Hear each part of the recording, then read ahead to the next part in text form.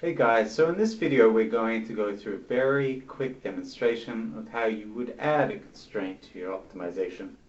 So in the previous video I took you through a very quick optimization.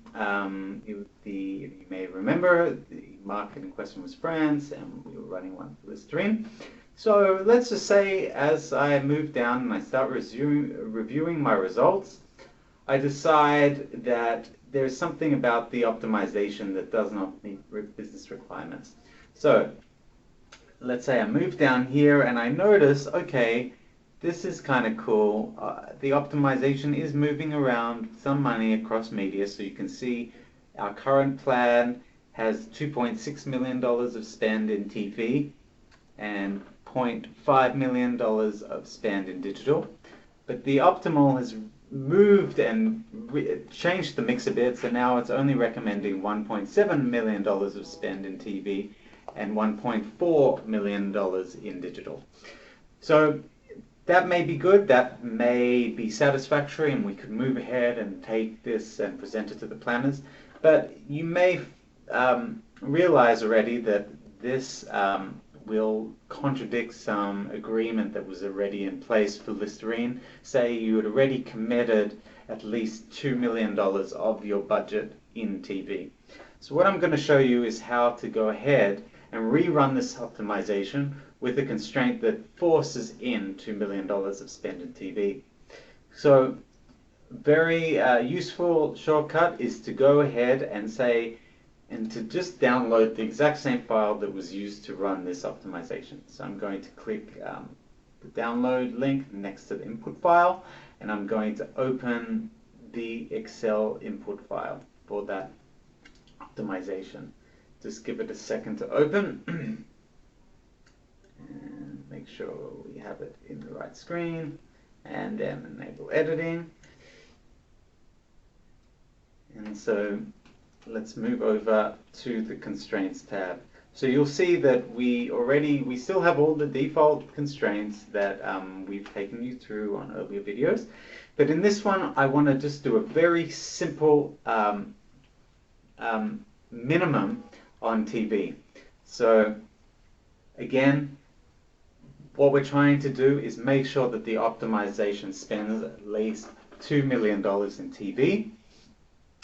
What that translates to in optimization speak is we want to enforce a minimum on our optimization to make sure it at least spends $2 million on TV. So this particular constraint, we actually don't care where it spends, what weeks it spends that $2 million. We just care that across the full year it at least spends $2 million. So in that case, this type of constraint that we're creating is an aggregate constraint. If, say, we wanted it to spend $2 million per week, that would be a different constraint and we would put weekly here. But in this case, we just want to ensure that across the whole year it spends $2 million. So what I'm going to do is just apply an aggregate constraint. Moving across the columns, we're applying this to media, so we want to make sure we include media here. But across the next fields, we don't really care where across which campaigns or brands it spends this money. We just want to ensure that TV has $2 million spent. So I can leave all of these fields blank and just move to the TV channel, make sure I have TV in the channel I want to apply this constraint to. And now the period, this is quite important.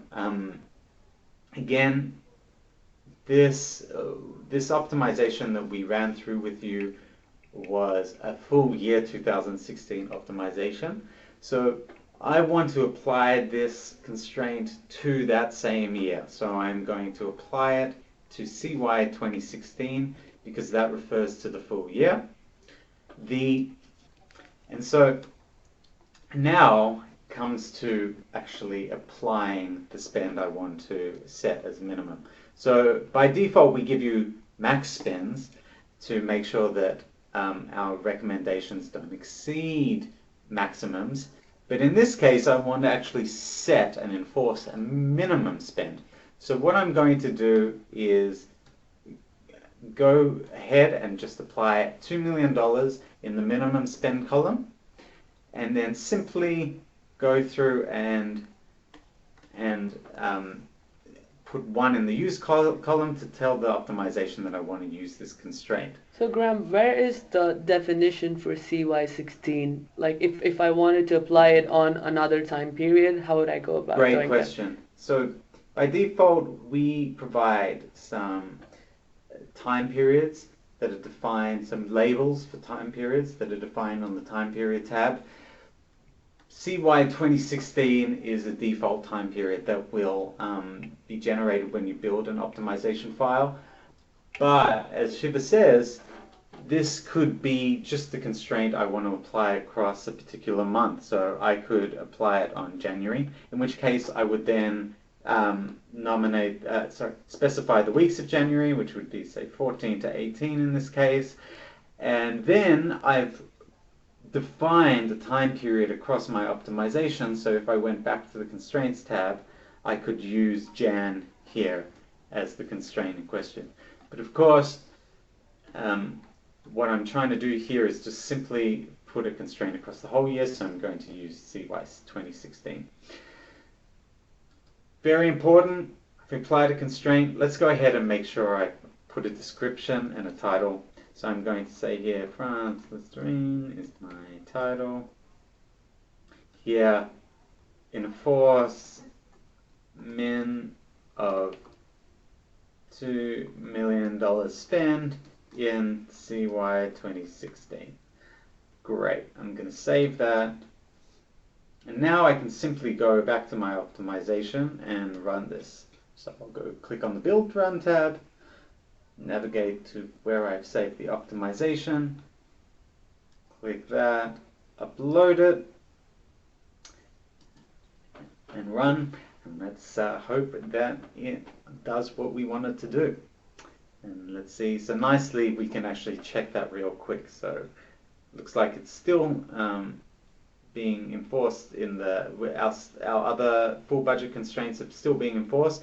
But if we move down to the TV now, we can see that it's listening to us and it's listening to that constraint and spending a minimum of $2 million in TV.